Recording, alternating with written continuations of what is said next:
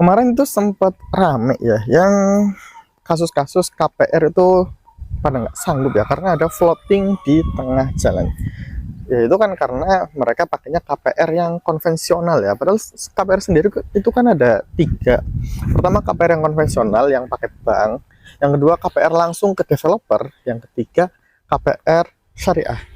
Ya kalau KPR konvensional teman-teman udah paham lah ya, itu nggak gimana lewat bank ini dan itu, BI checking bla bla bla.